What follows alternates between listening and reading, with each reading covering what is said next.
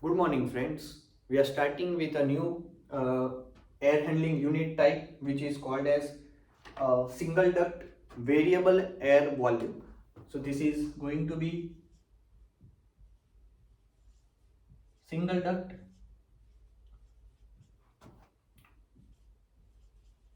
variable air volume. And how is it different from single duct constant air volume? Is in that duct we were given with the amount of air which is going to flow in each of the zones. If we make up different zones, if you remember from the previous video, but in the variable air volume, the amount of air which will go to each of the zone, each of the room in the building will be different. So that will make some of the changes in the calculation procedure. The schematic will remain the same, but the calculation procedure will be different. But in a single duct variable air volume also, there is one very complex one important thing which we must remember is that even if the volume of the air is determined using the calculations, we'll have some minimum amount of air which must flow in the room, because we must need some ventilation, we need some input of fresh air, fresh oxygen is required. So if the amount of air which is calculated based on the procedure is comes out to be very low, it is below the minimum level, then the minimum air should at least be supplied, so we have enough amount of oxygen coming into the room, and it is comfortable for the people inside the room. So let's make the AHU schematic, and the schematic looks exactly similar and the same to what we had for single duct constant air volume. So let's make the schematic.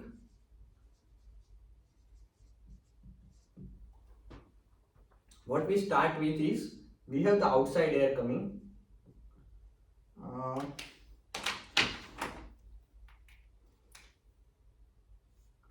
and there is some return air coming. Return air is denoted as RA, outside air is denoted as OA, and these two air get mixed up, and what we have is mixed air, which is denoted as MA. The mixed air now passes through a preheat coil denoted as PH, preheat coil, and the preheat coil entering location is called as PHE, which is preheat entering, and the exit is called as PH. Obviously, if I put PHE over here as the preheat coil exit, then these two will mean the same. That's why I'm just looking at it as PH. Then we have a cooling coil,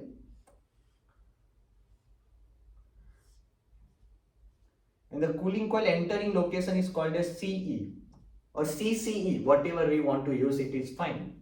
And the exit is called as CL, cooling coil leaving. Then we might have a supply fan,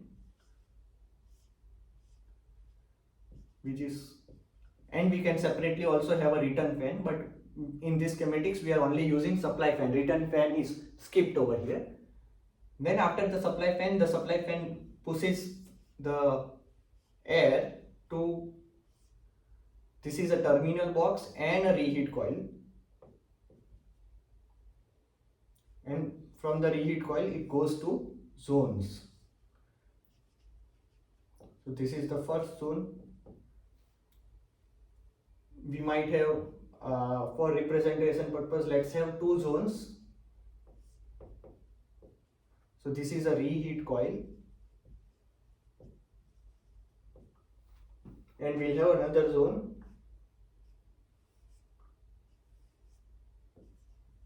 So for each of the zone we need a separate reheat coil. That's the difference. There is only one cooling coil, there is only one supply fan, there is only one preheat coil, but for each of the zone we need a reheat coil, and the reheat coil is inside a terminal box. So terminal box will have some dampers, it has a reheat coil and everything. The actual thing I'll show it later, but that's for your understanding. And this is the interior zone, this is the exterior zone.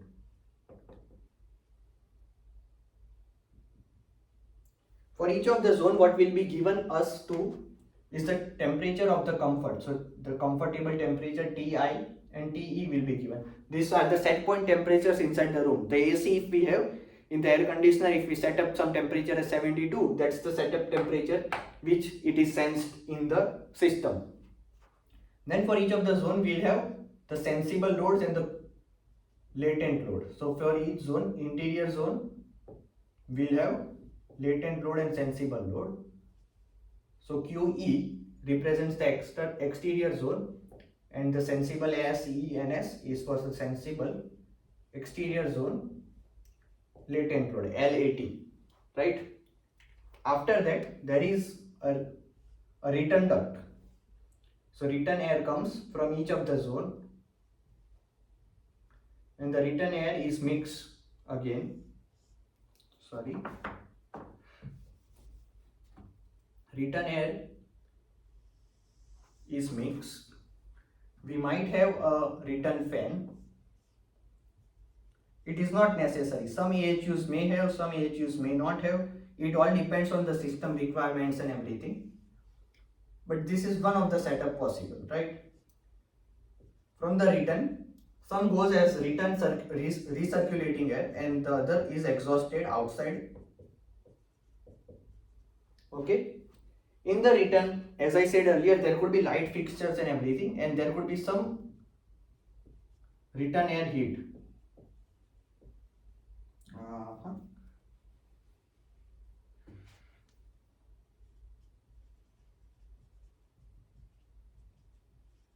So this return air heat will be RHI, and over here there would be some heat addition, RHE. After that, we can have a temperature of return air which is TRI, and this location has a temperature of TRE. These are ducts. The straight lines are the ducts. This is a overall temperature of the return duct. And after this, we have a supply line. This is the supply line for us. And the temperature over here are TS. This is TS. This is also TS. For the cooling coil, usually we will be given with the cooling coil temperature. So the cooling coil set point temperature, TCL, is the cooling coil leaving temperature, which is a set point temperature. It will be usually 55 degree Fahrenheit, and it will be given to us. Whatever the set point temperature is, it will be given to us because that's in the control of the designer. And the relative humidity of the cooling coil or cooling coil, CL, or the humidity ratio will be given. Humidity ratio for the wet coil condition. So this value will usually be 90%. Cooling coil relative humidity, cooling coil leaving location, relative humidity could be 90%. For the outside air, using sensors we can find out the temperature of outside air and the relative humidity of the outside air. From the return temperature, we have all other things should be calculated. Now the important part is, because it is a variable air volume, for each of the zone there would be some minimum value. So VI minimum will be given and VE minimum will be given. So everything which is written in the green pen, I am writing it as the temperature or as the conditions or the values which will be given to us for calculations, or which we can measure using the sensors. All other temperature conditions we want to calculate using some formulas. So the VI minimum and VE minimum are usually determined based on the size of the room and the number of people which are going to stay in the room. So if the size of the room is high or the number of people in the room are more, then we need more amount of oxygen in the air, more amount of oxygen in the zone, and hence more amount of air is required. Minimum this much amount of air. Maybe if we have a small office building, a small office room, then we may have a minimum air requirement of 2000 CFM or 1000 CFM. If it is a conference room, then we might have a minimum air requirement of 10,000 CFM, because that is minimum amount of air required to supply oxygen to all the people in the conference room. So this is the schematic now. What we want to do now, next is the calculations.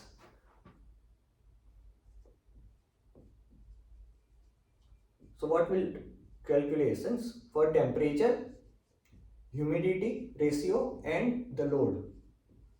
load on the cooling coil, reheat coil, preheat coil, everything, right? So now let's go into each of the calculations. The first thing which we want to calculate here will be the volume flow rate. So in the earlier first one, where we had single duct with the constant air volume, we knew that the amount of air which is supplied is given to us, that is a constant value. But over here it is not a constant value, there is some minimum value, but the actual volume is unknown to us. So we first want to find out the volume flow rate.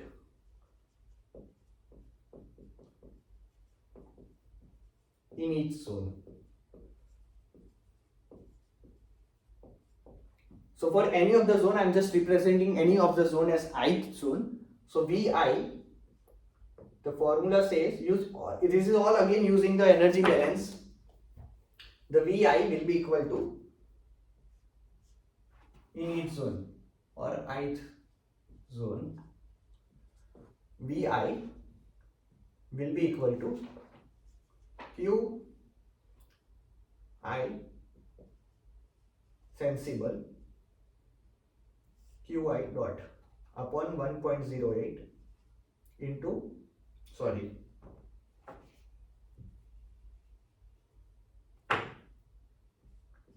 Ti minus Ts, right? All other values will be given. The supply the supply temperature might not be known to us, and over here we need to iterate to calculate the value of the supply temperature. But we can assume, since we have cooling coil leaving temperature given to us as 55 degree Fahrenheit, we can take an estimate of supply temperature rise. Supply fan temperature rise could be something delta TSF, and this is usually 2 to 3 degree Fahrenheit. So we can assume that the TS over here, the TS is approximately 55 plus 2, which is 57 degree Fahrenheit. This is an estimate, but we can assume an estimated value of TS. Ti is given to us, and Qi, sensible load, is also given to us for each of the zones. So that's how we can calculate the Vi value. The next step is to see that the Vi, if Vi, which we have calculated over here, is greater than Vi minimum, then the Vi is equal to Vi. If Vi is less than, greater than or equal to Vi minimum, if that is less than the Vi minimum, then my Vi will be set to Vi minimum, because we want to at least maintain this much value. So if that goes to below that value, if the Vi minimum is 2000 CFM and my Vi after this calculation comes out to be 1000 CFM, then at least I need to set my Vi to be equal to 2000. 1000 is not allowed.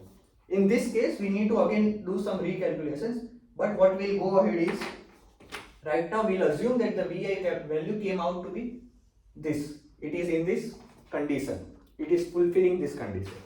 If it is fulfilling this condition, then we can go ahead to calculate total volume flow rate. So the second calculation will be Vt, that is the total volume, which is total volume of the air which is flowing in all AHUs, and combining all the zone volumes. So this will be just summation of Vi, all I, right? All the zones which we have, we'll just calculate that value.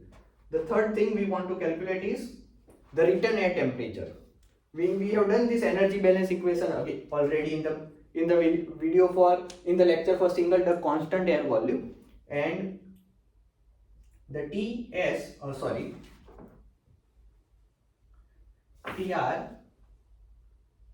for the ith zone, return air temperature for the ith zone is equal to the zone temperature I or E plus Q return air heat which is added in the ith zone divided by 1.08 divided by 1.08 into Vi. Vi will be this Vi or this Vi, it could be anything. Now we have temperature of the return air. The fourth thing we want to calculate is the overall temperature, which will be TR, of the return air. That will be the summation of TRI into VI for each of the zones. So I zone, I'm just calculating it for the I zone. You can put it I as J to not have confusion with interior I and exterior E. I'm just using that notation, divided by VT. VT already we know it's the summation of VI. So that's how we calculate the return air temperature. That's the return air temperature we have calculated. That will be the exhausted, some part will be exhausted, some will be the return air. For the outside air we already have. So let's go ahead with the fifth point, which is for the mixed air.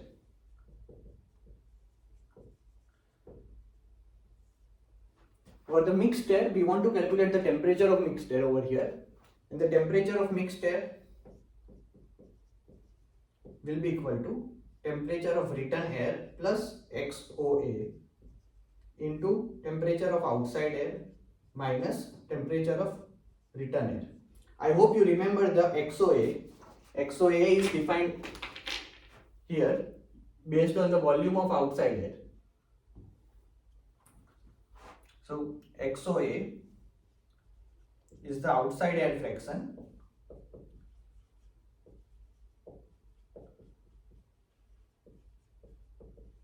and it is defined very simply as VOA divided by V dot T. V dot T we have calculated over there, so it's very simple, right? So we have all the values. TR we have just calculated, XOA we have calculated using this. TOA is given to us based on the temperature sensor measurements, and TR we just calculated. So we have mixed air condition available to us. Now the next thing will be sixth.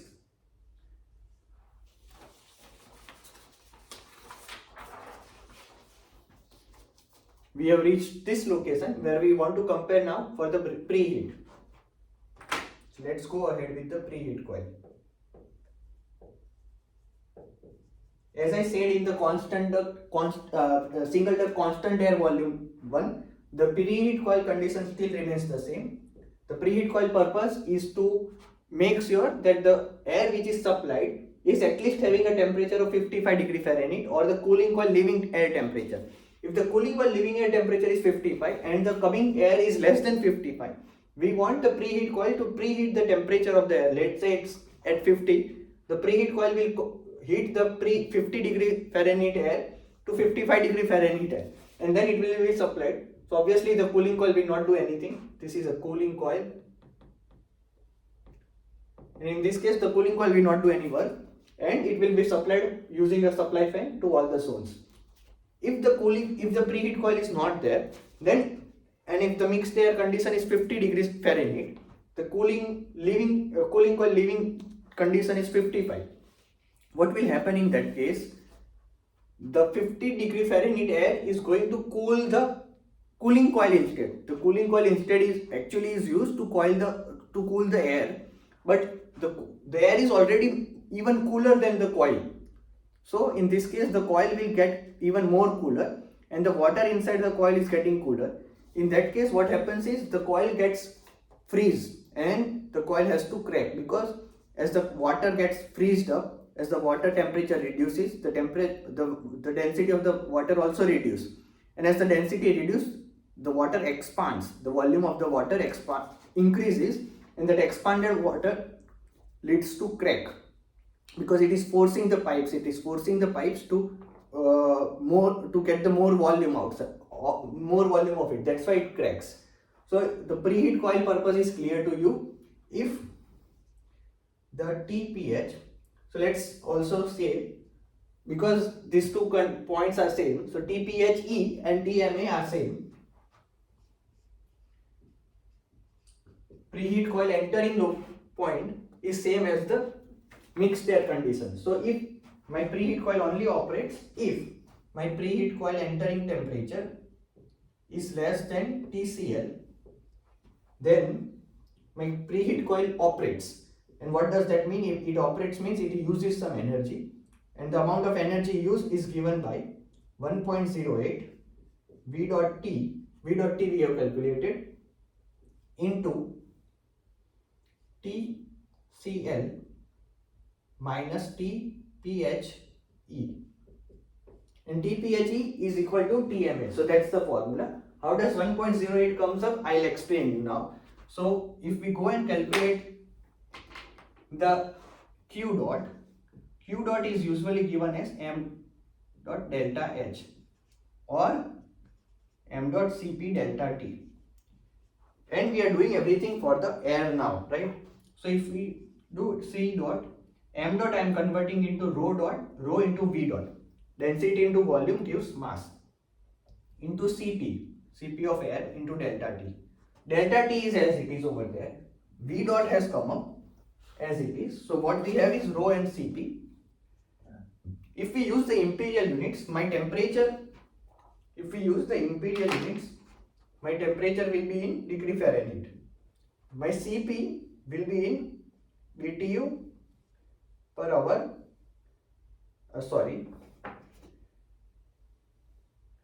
BTU per LB degree Fahrenheit.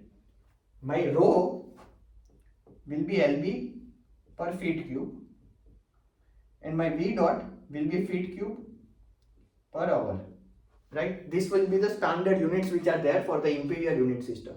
The density of air is given as 0.074 LB per feet cube into rho into V dot. We want the V dot, which is usually calculated in CFM, which is cubic feet per minute. So usually this is the measurement unit, and in the standard it is feet cube per hour. So if we convert that minute to hour, what we will have is 60 as the conversion factor, and Cp is there, which is 0.24 into 60 will come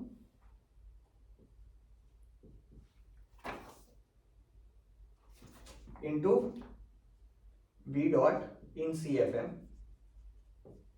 into delta T in degree Fahrenheit. All other units get cancelled because the LB over here in the numerator, LB gets cancelled, degree Fahrenheit will be cancelled over here, feet cube gets cancelled, and per hour will be as it is. So Q dot will have the units of BTU per hour. If we do this calculation, what we will have is, just let me do the calculation, and it will be 1.08 V dot delta T. So that's how 1.08 comes. It comes from the density, specific heat, and conversion of CFM and feet cube per hour. So that's how we have this formula. Now the second condition in the preheat coil will be if TPHE is already greater than TCL.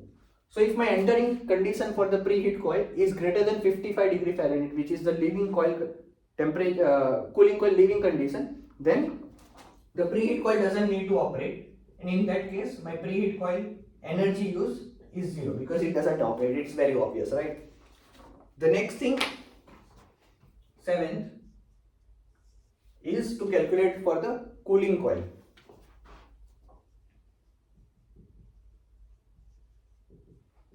And the cooling coil will be Q dot cooling coil sensible energy.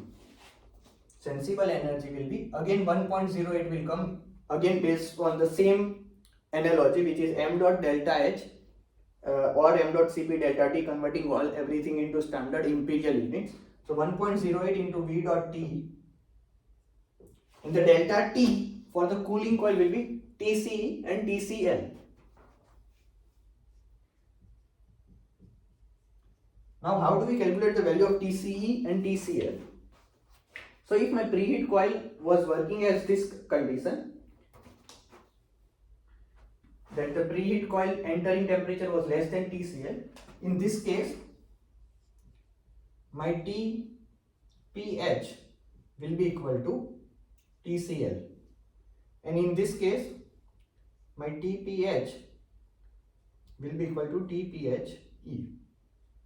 Right, this is very basic enough. You can understand that conditions very easily. Now we want TCE. The TCE and TPH are equal. So TPH we have already figured out in both the cases. My TCE is equal to TPH, which we have already calculated previously. So I hope that is clear. The sensible load on a cooling coil is already calculated. Now the reheat coil only comes into picture if this was the case. So if that was the case, then I need to use a reheat coil.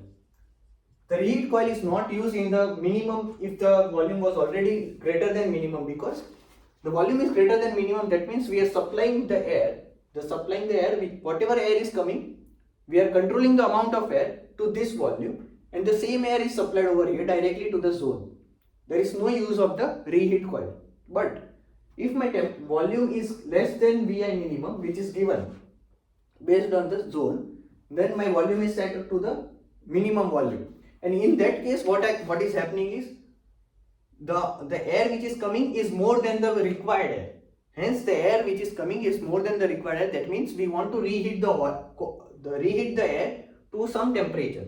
How do we calculate the temperature is over here now.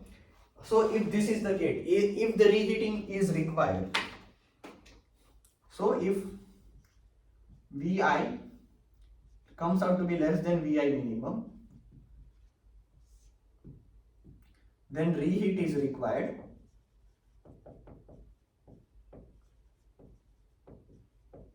And in that case, what we want to first do is calculate the Ts for the ith zone, the supply temperature for the ith zone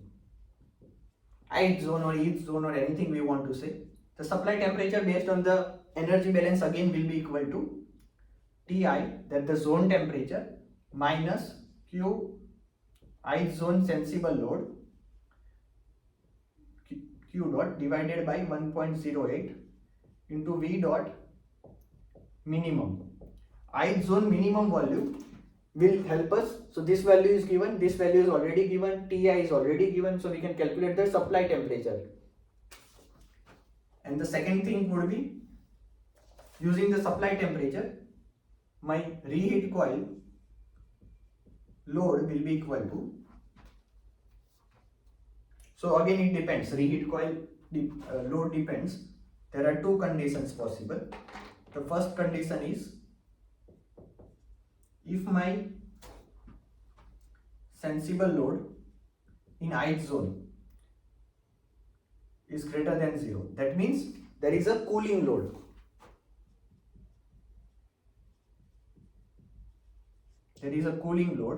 Then my Q reheat in that zone, in the ith zone, will be equal to 1.08 Vi minimum into TSI, which we just calculated, minus TS. So this temperature minus this temperature will be the load on this coil. The second condition from there will be, if Q sensible in the ith zone is less than 0. Less than 0 means there is a heating load. And in the case of heating load, my reheat coil load for the ith zone will be equal to minus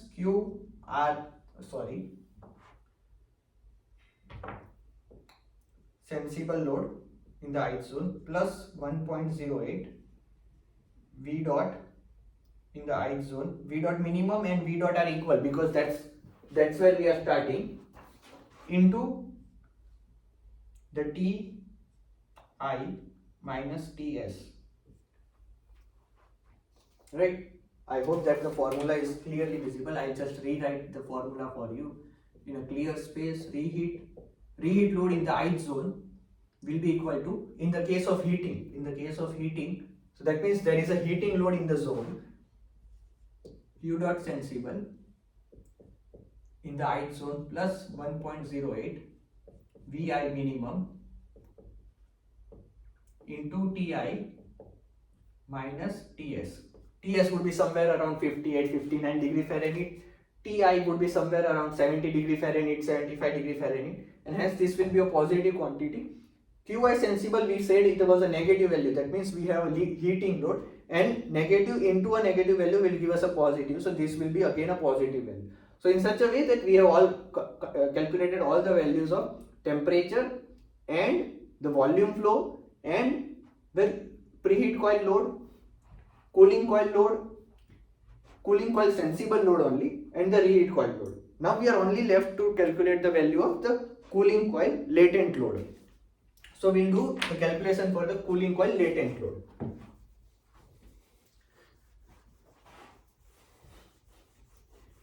And the latent load calculations I have just explained in the previous lecture.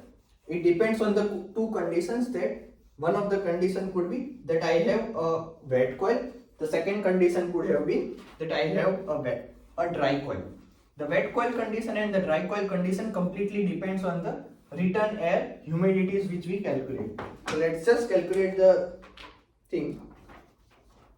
So what we start with, we have a temperature which is given, the humidity ratio of the cooling coil leaving set point is given, the latent loads in the coil are given, and the relative humidity and the temperature of the outside air is given.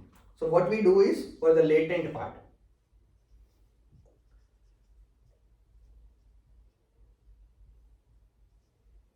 latent load calculation are to be done now. First what we do is omega r prime, assuming it is a wet coil. I hope you remember that what the wet coil and dry coil means. I have explained it extensively using the basic thermodynamics and psychrometrics, the TS diagram, everything, and it's just in the previous lecture. So if there were two conditions, one of them was the wet coil condition, the other could be the dry coil condition, and the omega r prime, which represents the wet coil condition, will give us the value using the formula omega CL wet. Omega CL wet is obviously this value of the omega, value of the relative humidity using the TCL, and omega CL or phi, the relative humidity, plus Q, in the ith zone, latent load in the ith zone, divided by 4840 into V dot T. For the dry coil part, this will be omega OA plus Q dot ith zone latent load upon 4840 into XOA into V dot T. Do remember, over here in the denominator we have 4840 into V dot T, that is the total volume. In the denominator over here we have XOA into V dot T, which obviously can be simplified to V dot OA, that's the outside air, right? That's the definition. So there are two conditions. We have all the values which are to be calculated. So we have two values which we calculate, omega r prime, omega r double prime. Now we want to find out the value of omega r. Omega r will be equal to minimum of omega r prime and omega r double prime. The minimum of those two values will be equal to the omega r. And if the minimum value comes from this omega r prime, then we assume, we know that the coil is wet. That means there is condensation happening, there is water droplets forming on the cooling coil, and that water is to be collected after from the cooling coil. If the omega r double prime has the minimum value, then we know that the coil is dry and there is no water droplet formation. So we have the omega r value, that is for the each zone. This is calculated for each of the zone. So for each of the zone we need to calculate omega r prime, omega r double prime, omega r prime, and omega ri. So that's fine. Then third, omega r will be equal to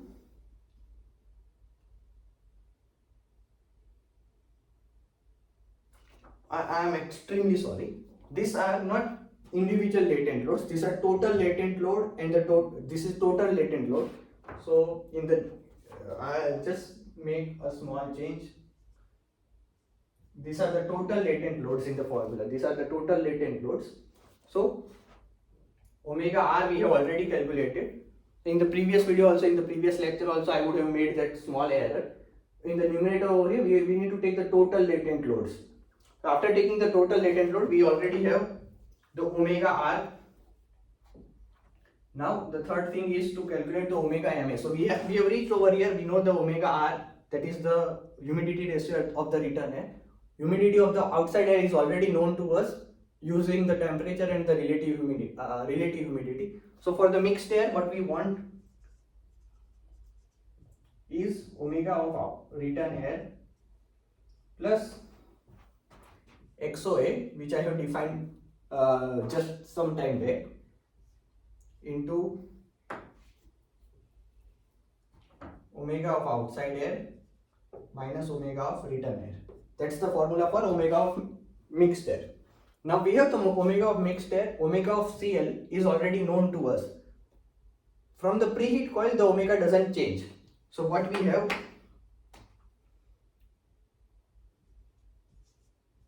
cooling coil load, latent load maybe, cooling latent load will be, so if the entering omega ma, the omega ma will be equal to omega Ce, cooling coil entering humidity ratio omega Ce.